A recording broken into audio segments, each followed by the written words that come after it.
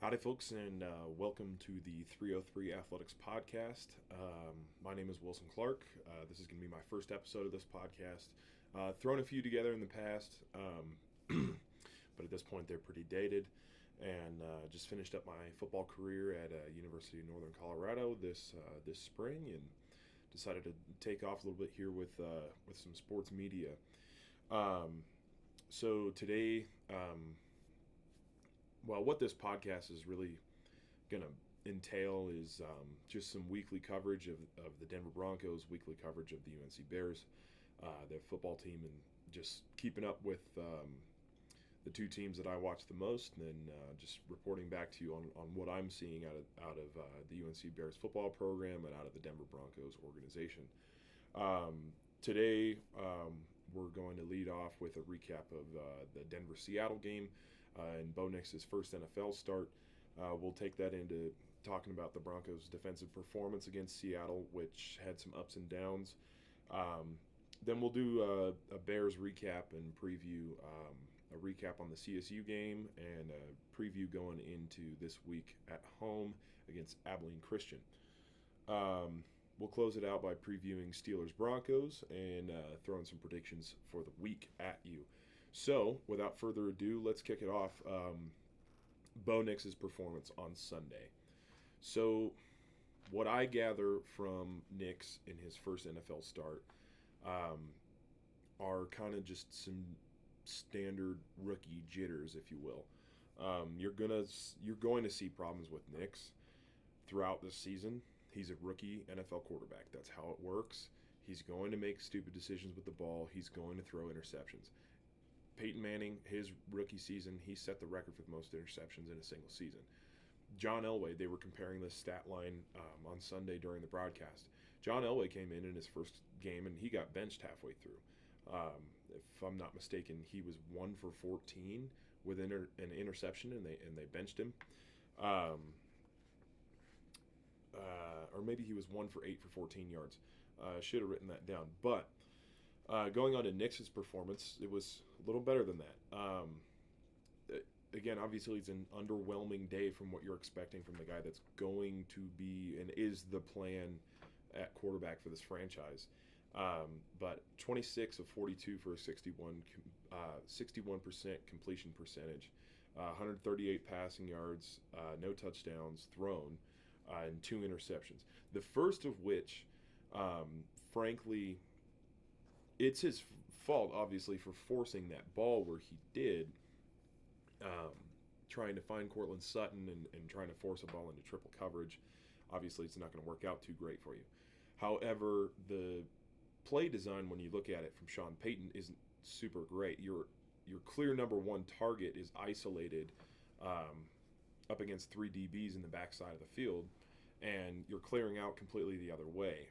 Your rookie quarterback, if he's having issues going through his progressions, if he's having issues seeing the whole field, is going to lock onto his primary target clear on the other side of the field from everybody else.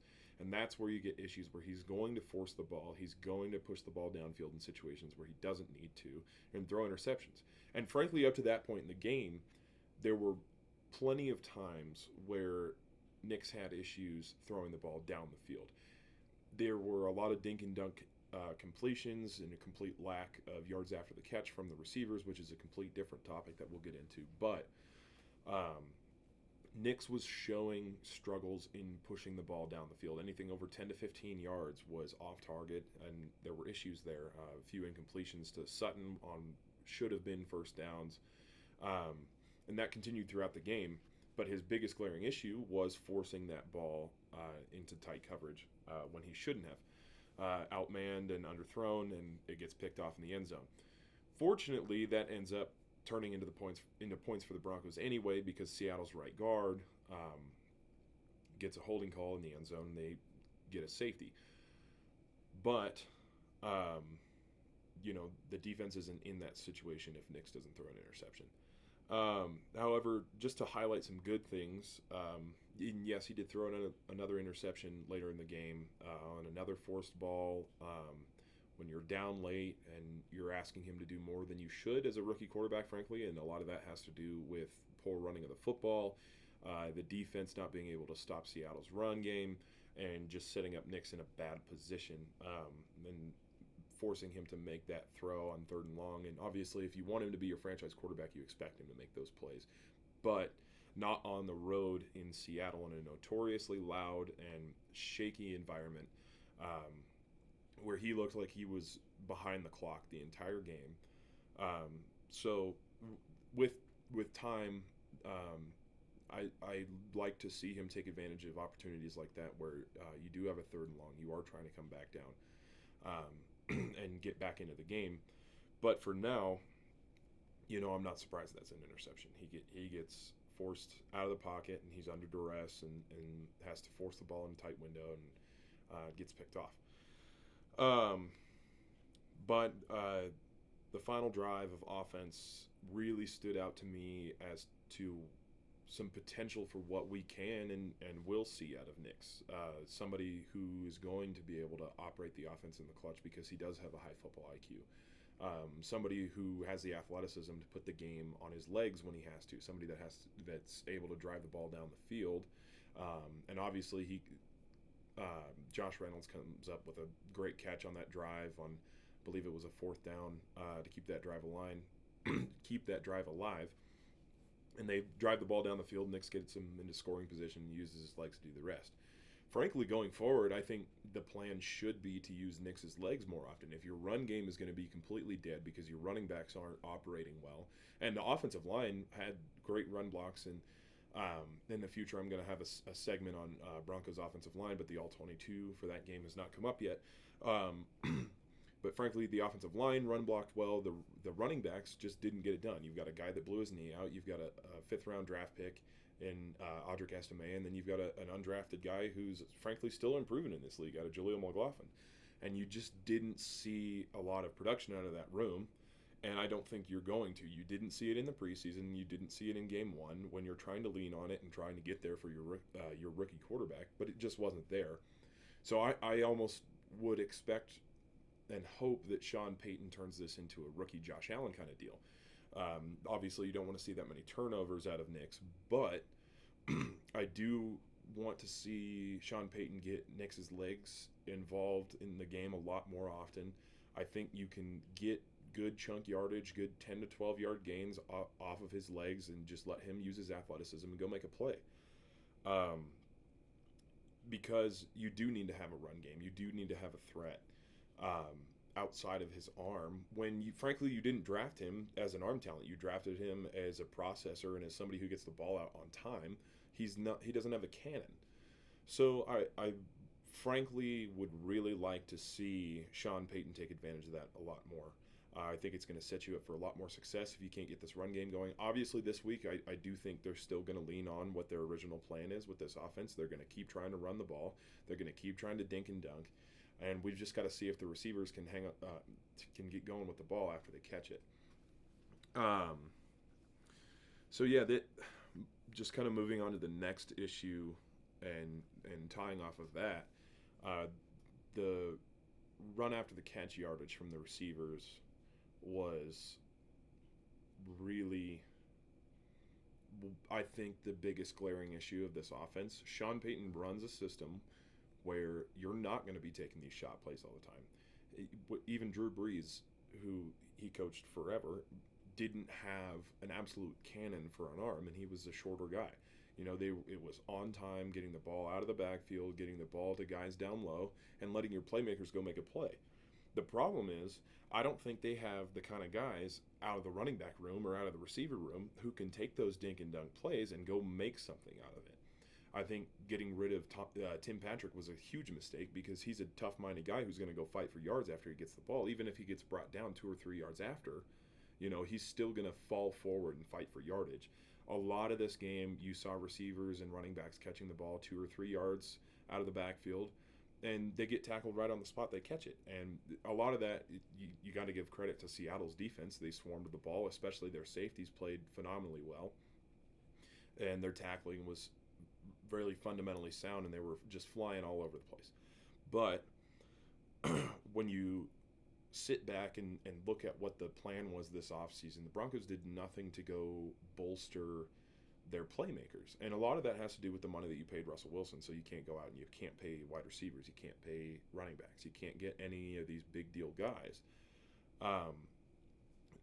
And so it's just kind of a domino effect. But, you know, you go out, you get Josh Reynolds. Josh Reynolds led the team in receiving, had a couple of big catches, but he's also known for his drops, and he did have a few of those. He's somebody that I think as the season goes on, you're going to be looking at under a microscope as a fan to compare him to Tim Patrick, because at the end of the day, it almost was a trade straight across. They get Tim Patrick in Detroit, and we get Josh Reynolds. And so I think as the season goes on, you really monitor their two performances throughout the season and just kind of decide really who came out on top of that trade. Again, we're only 1 week into the season, but I do think drops out of Reynolds are going to be something that you have to keep an eye on throughout the year. Obviously, he did make a couple of circus catches in that game that are going to be huge, and I really hope and I really expect him to be the kind of guy who comes down with those balls all year. Especially when Sutton's going to be guarded one-on-one by the top corner from the other team the entire game. But again, speaking to that, Sutton, anywhere else in the NFL, is not a number one threat as your receiver. He's a viable number two option, but he's not a Justin Jefferson. He's not a Tyreek Hill. You know, he's not a Xavier Worthy. Xavier Worthy came out and had a great game week 1, thanks to the Bills for giving the Chiefs that pick. But, you know, this receiver room is really lacking talent. Where was Marvin Mims? Marvin Mims had less snaps than Devon Vele had catches in this game. And, you know, Sean Payton comes out this offseason talking about him and the coaching staff need to take the responsibility and need to put it on themselves to get him more involved in games because they do think he is a playmaker, and he proved that in college. But, you know, they go through all this talking about it in the offseason. You see nothing out of him in the preseason. And then week 1, he's barely on the field, and he doesn't do a ton in the return game. I think eventually you have to start calling into question whether or not he's somebody that is really going to be a weapon for this team. Because, frankly, I think he's a design player. I think he's a gadget player in the same way Deebo Samuel is for the 49ers. You line up Deebo Samuel one-on-one with anybody in the NFL, he's not a number one wide receiver, but he is a gadget player. He does get away with freak athletic ability. And I think Mims can do the same thing, but you line him up in the slot, you line him up outside, he's not going to be your number one receiving threat. So they've either got to find a way to put him in the playbook and design plays around getting him the football in new and exciting ways, or they have to find a replacement. And which is unfortunate. It's just year 2 for him. You know, it's week 1 of year 2. There's a lot of opportunity for him to come out and make a real statement with the way he plays the game. But up to this point, there's been nothing substantial to say that he's going to be an absolute threat for this team, that he's going to be a weapon for this team. Devon Vele showed some flashes of kind of what people had hoped to get out of him after they saw him in training camp this year. You know, he had that one catch on a little swing pass, made Julian Love miss a yard behind the sticks, and, you know, he goes for 9. And I'd love to see, then frankly, that was one of the biggest yards after catch gains of the entire game out of a wide receiver or a running back. And, you know, I'd like to see more from him in that regard, and I'm excited about that. But at the same time, you're relying on an unproven rookie in Devon Vele. You're relying on a non-viable number one option in Cortland Sutton, a guy with questions all around in Josh Reynolds, and a very unimpressive backfield to support this quarterback that's supposed to be your franchise quarterback. If you don't build the weapons and the right guys around your franchise quarterback, you're not going to find success. You know, the Kansas City Chiefs, take a look at them. You know, they had their team before Patrick Mahomes showed up. They sat him for a year. They were a playoff team when he got there. And then they found their franchise quarterback. They wrote it out with Alex Smith until, you know, they realized that Alex Smith was not going to get them to the Super Bowl. And then you go find your franchise quarterback. You go find your young player. I think the best teams in terms of success with drafting quarterbacks, they build the team first. And the Broncos have completely failed to do that ever since Peyton Manning left. The same thing happened with Peyton Manning. Obviously, you don't draft him. You bring him in free agency after he gets cut. But the team was there. They were a team that made it to the divisional round on the back of Tim Tebow the year before. And so they had the team there. And then they completely rebuilt that team going into the year that they won Super Bowl 50. But there's a recipe for success in the NFL, and no one player is going to come into a franchise and completely turn it around. Not even Mahomes turned around a franchise. Brady didn't turn around a franchise. They were franchises and teams who had the pieces in place to go make a run in the playoffs, to go make a run at a Super Bowl, and then they brought in their young quarterback, who was unproven at the time, but they believed in, and they shined. Don't know which word to use there, but the point stands. I mean, you cannot just go around drafting quarterbacks all the time, expecting them to just step in and save your franchise. You need pieces around them, and the Broncos have failed to put those pieces into place. So moving forward to hopefully to a brighter spot here, the Broncos defense. Speaking of putting weapons into place, they seem to have drafted well on that side of the ball. Jonathan Cooper and Alex Singleton had a great game. Pat Surtain, everybody expects him to go out there and be a freak of nature and allow the top receivers in the NFL to come up with 0 yards, because that's the painted picture of him becoming the $95 million man. But he did his job. He kept DK Metcalf pretty well guarded throughout that game. Metcalf did not have a touchdown. Geno didn't have an option throwing that way really most of the game. One person that really stood out to me in this game was Riley Moss. There were a lot of questions whether or not he'd be able to hang with it in terms of going against a guy like Tyler Lockett and going against a viable number 2 in the NFL, where quarterbacks are going to be throwing at you because they're not going to throw at Pat Surtain. They're going to throw at the other corner. And Riley Moss did, honestly, a pretty serviceable job of that. I mean, he came away leading the team in tackles. I frankly was more impressed with his run support than I was with his pass coverage.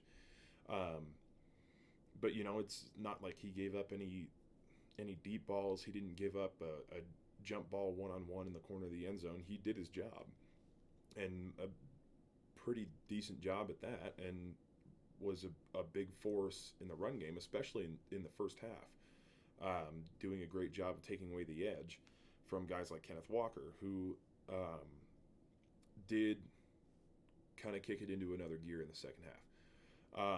The defense had a fantastic first half, but you kind of have to put an asterisk next to that because the Seattle offense shot themselves in the foot consistently. Their offensive line play was extremely subpar. The first 3 plays of the game, Geno Smith is running away from pass rushers. The entire time there's people at his feet, and it causes him to throw a really bad interception to Alex Singleton, which, props to the pass rushers for getting home on that. And speaking of pass rushing, Zach Allen has proven to be a complete force across the middle, especially early in that game, winning his one-on-ones every time he was given one. Didn't come away with, the numbers and the sacks and all that, but he was the one flushing Geno out of the pocket. He's the one making him uncomfortable. But Baron Browning and Jonathan Cooper both had a fantastic game early. But you get into that second half, and Kenneth Walker starts moving the ball down the field almost single-handedly. I don't know what other gear Seattle's offensive line found at halftime, or maybe they just needed to get the jitters out. But, after giving up the safety, both safeties, the first one was the offensive line's fault because you get a holding penalty on your right guard. The second one was the offensive line's fault because you get your ass beat in your own end zone. That's what's going to happen. But, Seattle stopped shooting themselves in the foot, and the run game for them really took off. I think the Broncos defense did a fantastic job of taking advantage of mistakes, which, frankly, is most of what you need to do when you're playing the game of football. is, especially at a high level, when you're playing with two very capable teams, which every NFL team except maybe the Carolina Panthers is a very capable team of going out and winning any given Sunday. It's about who makes less mistakes. Everybody's got their plan. Everybody is going to execute their plan to whatever degree they want to or whatever degree they're capable of that weekend. But who's going to make less mistakes? And in the first half, Seattle made far more mistakes than the Broncos and frankly weren't trailing by that much. And the defense did a great job of taking advantage of mistakes. But in the second half, when Seattle stopped making those mistakes, the defense did a very poor job of being able to generate their own stops. And the offense didn't help them. You're getting consistent 3 and outs. The defense is tired. The Broncos won the time of possession, but it didn't feel that way watching the game. It felt like the defense was always on the field. Especially when you have 3 and outs, that defense is going over. They're getting a sip of water. They make a half of an adjustment because they barely have any time to sit on the bench, and then they're headed right back out there. And so a lot of that comes down to Sean Payton's play calling too, because you're getting constant clock stoppage by throwing incomplete passes or just airing the ball out in general and not running the football consistently. But just overall, the defense looked worn out in the third quarter in particular. They looked unprepared to be able to generate stops on their own. And frankly, throughout the game, they relied on Seattle making mistakes. And you can't rely on the other team to make a mistake. Eventually, you got to go make a play. And that being said, the defense played a fantastic game. They played as well as you could have hoped them to play, particularly in the first half. They stood out. They made all kinds of news with the 2 safeties. But again, Seattle muffs a punt, puts them in their own end. They get a holding call that gets a safety. It's all these mistakes, and their offensive line wasn't playing well. Geno throws a stupid interception on the second play of the game. There's all kinds of problems that Seattle created for themselves. So when you step back and look at it, I don't know if you can really take away that game as a moral victory defensively, just because of how dominant in the run game Seattle was in the second half. And they would have had another touchdown out of Kenneth Walker if DK Metcalf doesn't have a holding penalty inside the 5-yard line, which that drive ends in 3 points for Seattle because they get pushed back and the defense does their job, makes a stop. But Kenneth Walker scored. The only thing that kept him out of the end zone was a flag. So I think run defense, which they were last in the league in last year, is still something to keep your eye on. I think you get placed against teams that consistently and effectively run the ball, and teams that lean on the run game, and you're going to see some issues. But overall, I was pleasantly surprised with how they played. They eventually gave Bo Nix the chance to go down and get the game close at the end. And in Seattle's very last drive, the drive that ends the game, they get 2 huge run stops when they were called on to do it. Seattle gets the ball back with 2:09 left, and you got 2 timeouts. So you get the 2-minute warning after a run stop, then another run stop, take a timeout, and you still got 1 timeout, and it's looking like you're going to take that timeout after 1 more run stop, or even an incompletion comes up, or you tackle somebody short of the sticks, you take that last timeout, maybe even take the timeout onto the next offensive possession, and then you have an egregious offsides on Baron Browning. It's 3rd and 11, game's on the line, and I get that he really wants to go get the quarterback, but if you want to be an upper echelon pass rusher, if you want to be a great defense, you don't make those mistakes in those critical times. So that gives him 3rd and 7, and this is where Riley Moss had an issue, because Tyler Lockett comes across on a clearing route and just flat out beats him in a foot race across the field and catches the ball that that seals the game. They get the first down, game's over. So The Broncos had chances, they had opportunities, again, largely in part um, because Seattle made so many mistakes in the first half. But I don't think this team knows how to win yet. When you play football, you come across teams that just know how to win. And you come across teams that just don't know how to win. You know, you've got plenty of teams who are going to take anyone who's ranked anywhere, or, you know, this team's better than this team by so much, you know, and, you know, sometimes you take them down to the wire. Some teams have it in them, the confidence within themselves, that they know how to go win a game. They know how to go finish it out. They're not going to make stupid mistakes. They're not going to give up stupid penalties. And when it's time to make a play to win the game, they're going to make it. And the Broncos aren't that kind of team yet. It's been so long since they've had a winning culture around that facility and around that team that, you know, you get into that kind of situation and you're just not there yet. And I've been talking extremely negatively about this team for the past half hour. But at the end of the day, it could have been a lot worse. Bo Nix had a rushing touchdown. You know, he put the team on his back at the end. The defense came up and made some great plays. You know, you don't come out with a win. But when you're going into a hostile environment with a rookie quarterback and, frankly, an unproven set of players on offense, and you walk out of there losing 26-20, I'd take that. It would have been nice to have a win, but there's a lot of scenarios in which that could have gone horribly, horribly wrong, and it really didn't. I don't think it's time to, you know, hit the alarm bells and be like, oh, here goes another year bad quarterback play. Here goes another, like, it's not a lost cause yet. This team's not going to win as many games as they won last year.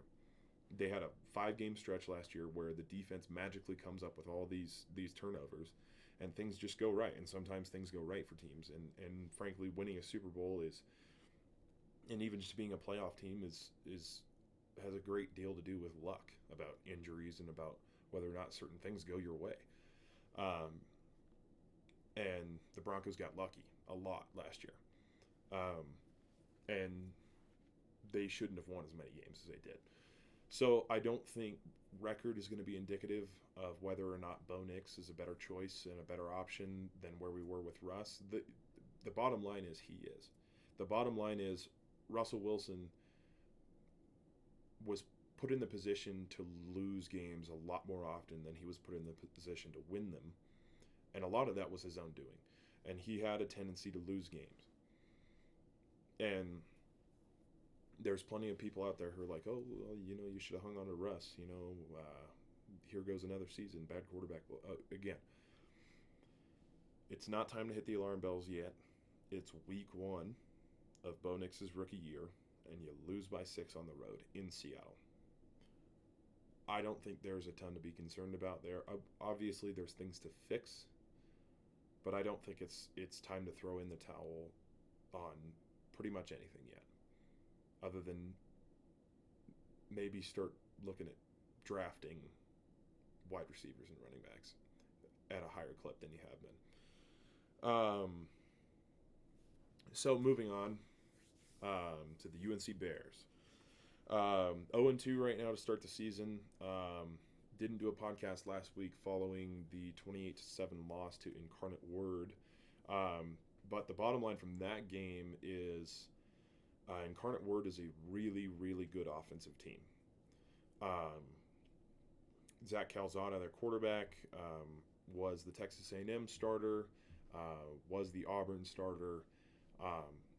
He's a proven, serviceable SEC quarterback. Obviously, he's at the FCS level now for a reason.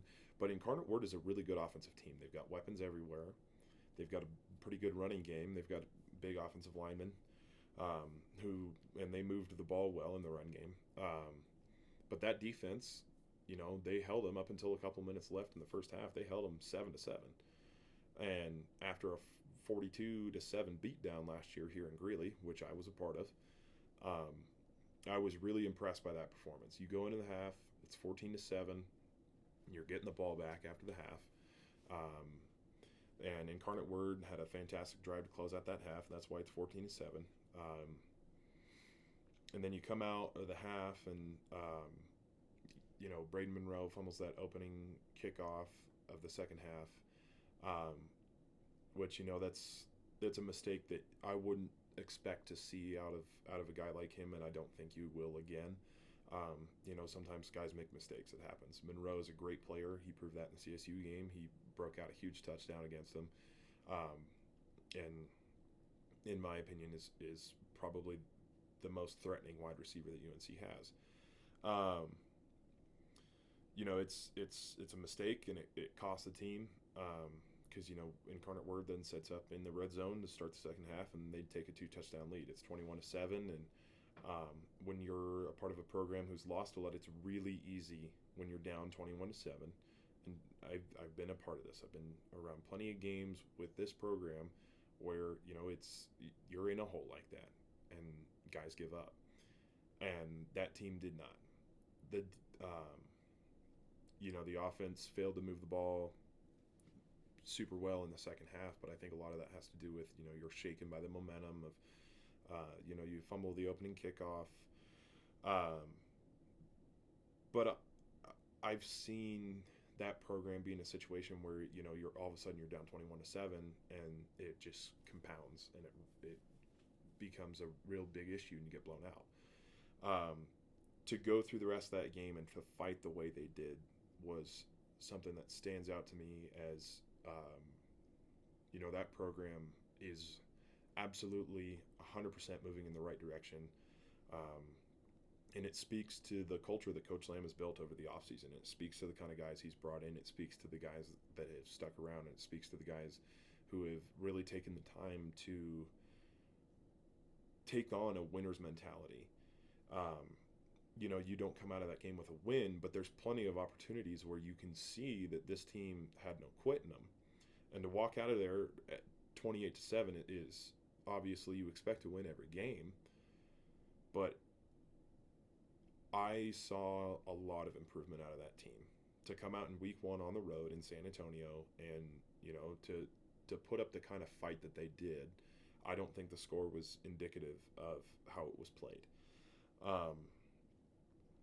I don't think the talent gap was any different. And in fact, I think the Bears played harder in a lot of aspects. So that's just kind of a quick review on week 1 at Incarnate Word.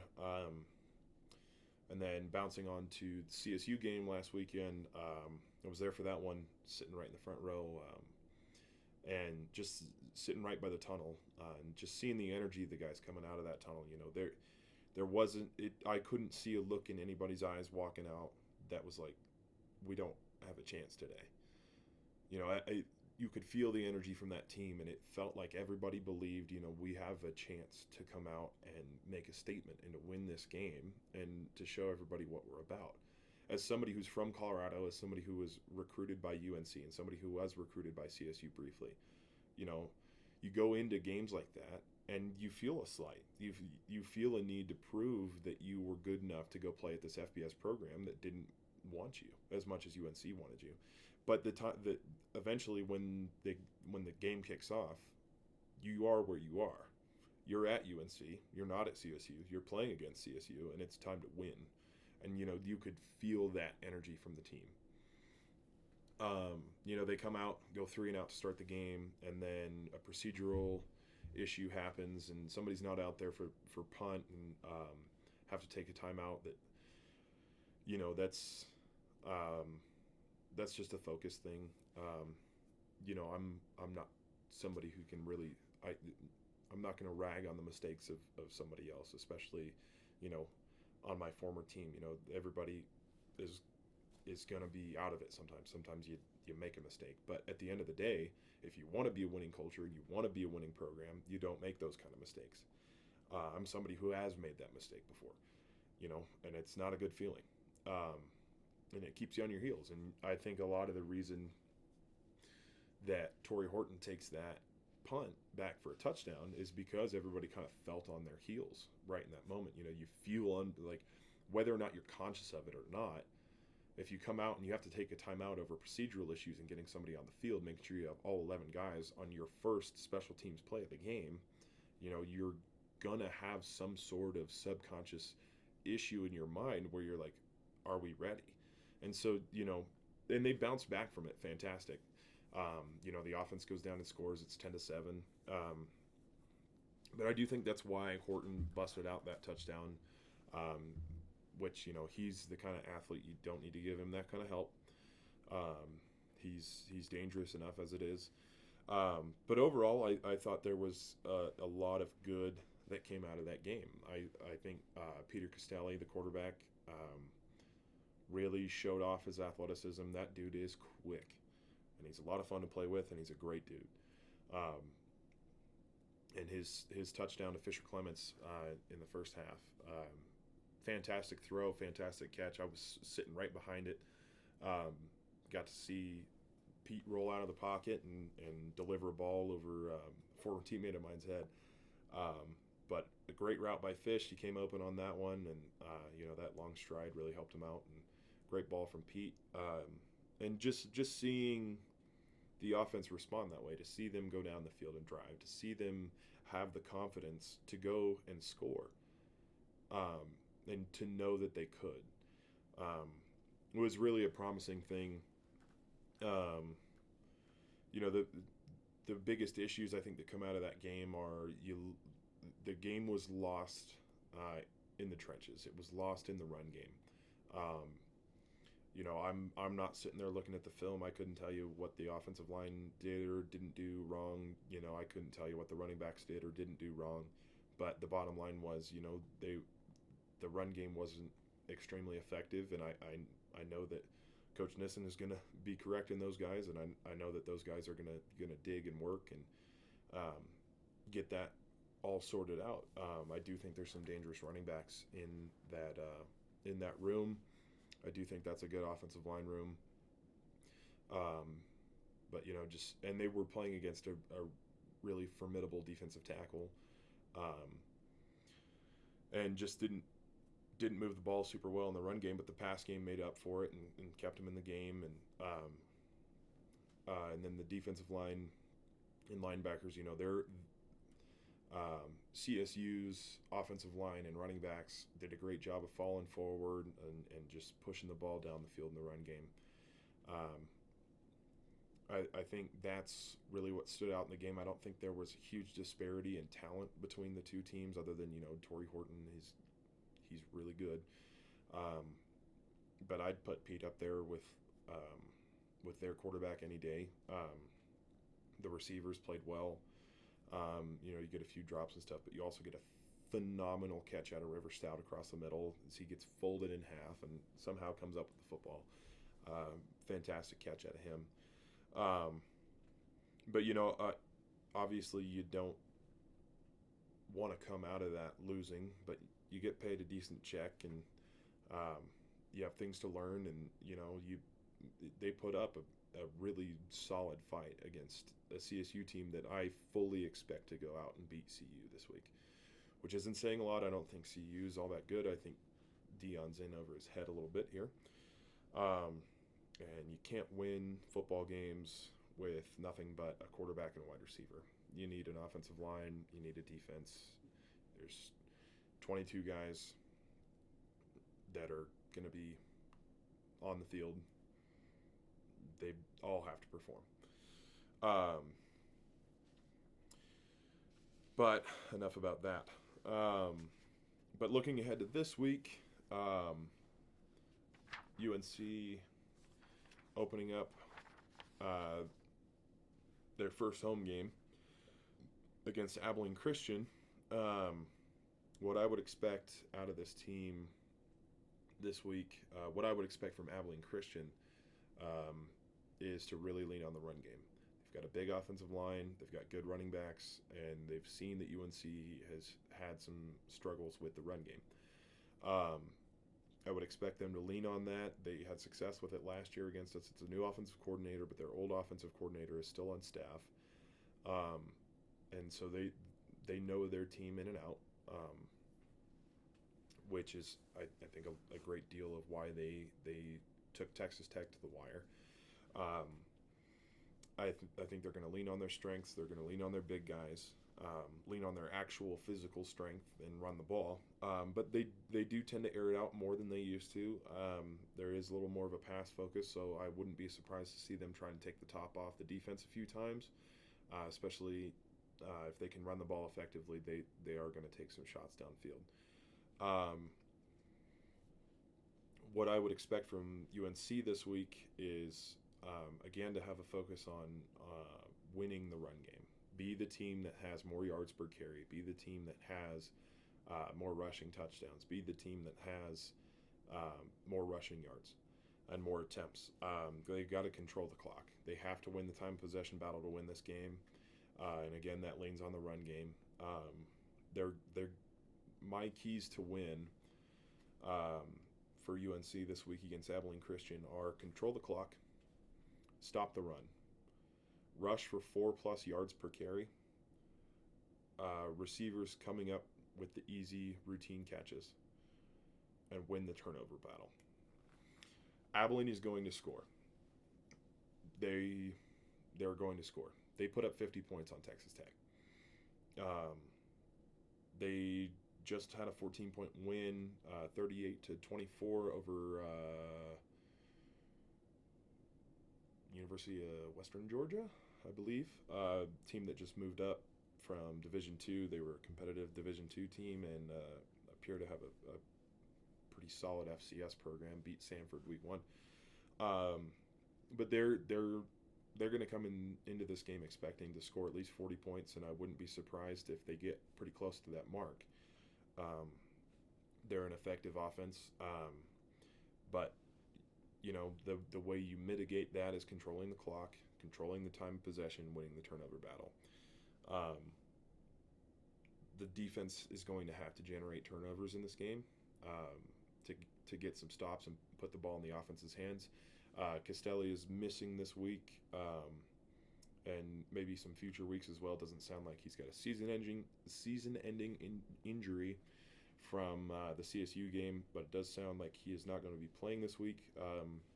So from the quarterback position, I would expect Jonah Chong, transfer from Nevada, who came in at the end of the game last week against CSU and looked pretty comfortable on his feet. And I would expect to see a great deal of him. I would also potentially expect to see a little bit out of Hank Gibbs, a little bit more than we've been seeing. He's been primarily a short yardage quarterback. He's a big dude, and he's going to run downhill and seek contact. But it wouldn't shock me to see him in the game a little bit more, just to take the pressure off of Chong's shoulders a little bit. It really comes down to how much the staff believes in Jonah. Don't know him personally, but obviously, they throw him in at the end of the CSU game there after Pete goes down. And it sounds like he's a fifth year, so experienced guy, older guy, probably got a good head on his shoulders. Got to, if he's going to be the backup quarterback for this offense. But wouldn't shock me to see a little bit more out of Hank Gibbs, especially if you're trying to run the ball effectively and control the clock here. So, but that's just a look ahead at the Bears against Abilene Christian in the home opener this week. That's been a highlight for that program, and Coach Lamb has spoken to it in a few press conferences this year. Win the home games, protect Greeley, protect Nottingham. That's the mark of a good program is winning your home games, and I fully believe in that as well. I think walking, especially against a team in Abilene that you fully believe in your ability to go and beat this team. This team also has the kind of capabilities of an upper echelon Big Sky team. So it's really going to be testing their mettle just to see, it's kind of a gut check. Where are you in terms of how you're going to stack up in the Big Sky, and how are you going to defend your home turf? But I've got good expectations for this game. So Moving on to just circling back to the Broncos here a little bit. The Broncos Steelers for the Broncos home opener this weekend. No Russ. Unfortunately, we will not see Russell Wilson make a return to Mile High, which I was hoping to see, personally as a fan, just to, get a little revenge game in there. And I really do think it would have absolutely galvanized that crowd. It would have been a complete nut house watching Russ run on the field in a Steelers uniform. People would have been all over him. So unfortunately, no Russ against the Broncos, barring he's probably still going to suit up as the emergency quarterback as he did in Atlanta last week. But moving on to just the keys for the Broncos to win this game, they have to mitigate the damage that Highsmith and T.J. Watt can deal as joint pass rushers. They are definitely a similar pass rush duo, maybe not the same level or same effectiveness as Von Miller and DeMarcus Ware, but T.J. Watt has proven to be the best pass rusher in the NFL for years now. And Highsmith has been an absolute fantastic complement to T.J. Watt. So, trying to keep Bo clean in this game is going to be a hard task. But this is a really tough test for a rookie quarterback. But they're going to get to the quarterback at some point, but it can't be all the time, and they can't be the ones to take over and wreck the game. Denver has to run the ball well. They will not win this game if they don't run the ball well. If they have to keep dropping back, you're not going to be able to mitigate the damage that those pass rushers are going to do, because you're going to keep being behind the sticks. You're going to keep being off schedule on offense, and they're going to get after the quarterback. If you're not finding yourself in 2nd and 6, 3rd and 3 positions, you're going to lose this game. So somebody in that running back room has to step up. I'm hoping that it's Javonte Williams, because I do think at his best he actually is a threat, but ever since he's been hurt, we've never seen that same kind of damage out of him. My next key for this game for the Broncos, the receivers have to gain yards after the catch. If Sean Payton is going to be stubborn about how he wants this offense run and really wants Bo to succeed in these on-time short throws in the same way that Sean Payton has always had his offense run, the only way you're going to be on schedule, especially if you don't have a run game, is if guys are going to go make a play after they catch the ball. Again, that was one of my big emphasis points from the game against Seattle. There were a great number of issues with that. And my next key, the defense has to make Justin Fields uncomfortable. Make him beat you with his legs. With his arm, not his legs. He will beat you with his legs. He's a freak athlete, but he's not a very proficient passer. I think if you get some mush rush stuff going at Justin Fields, mush rush is a term. You're not going to have pass rushers who are going to get behind the quarterback. You're not going to see Baron Browning and Jonathan Cooper turning the corner on tackles coming up behind Justin Fields. They're going to harp on contain, get to the level of the quarterback and keep him inside the pocket, because otherwise he's going to gash you through the B gaps all day. But I think if you can move him off the spot on his throws, without flushing him out of the pocket, and make him uncomfortable, make him beat you with his arm, you do have a great chance to take the ball away, really, and to come out with a win. And that ties into my next point, is win the turnover battle. The Steelers are going to come up with turnovers. Their defense is their strength. Their defense makes it happen when they need to. And I think this is a great test for the Broncos defense. Are you made of the kind of stuff against particularly a not great offense to where you're going to come out and you're going to take the ball away and keep up with this upper echelon defense? Speaking of takeaways, Bo Nix can't have more than a single interception in this game unless he throws for 4 or 5 touchdowns. Because if he's turning the ball over 2 or 3 times this week, the Steelers are going to win this game. Then again, that comes down to being able to run the ball, so you're not having to take these shots downfield, controlling the clock, so he's not having to come from behind, not forcing throws. I'm hoping he takes this week and learns from the mistakes he had last week, so he's not making the same kind of forced throws, things like that. But I do want to see the Broncos let Nix win with his legs. I do want him to be given the freedom, when the play breaks down, don't feel the need to have to throw a ball into tight coverage. Take off. He's an athlete. He's a better athlete than frankly I expected. He's real fast. And I think he gives you a good opportunity to win if he gets to take off with the ball a little bit more. My final point is not to let Pittsburgh win this game with field goals. If you're going to come into this game and expect to have a kickoff with Boswell, you're not going to win. Will Lutz is a great kicker, but, we just saw Atlanta lose to this team last week, and Pittsburgh didn't score a single touchdown. So just keeping them behind the 50, keeping them out of rhythm, keeping Justin Fields uncomfortable, running the ball well. Those are kind of my big takeaways for this upcoming week for the Broncos against the Steelers.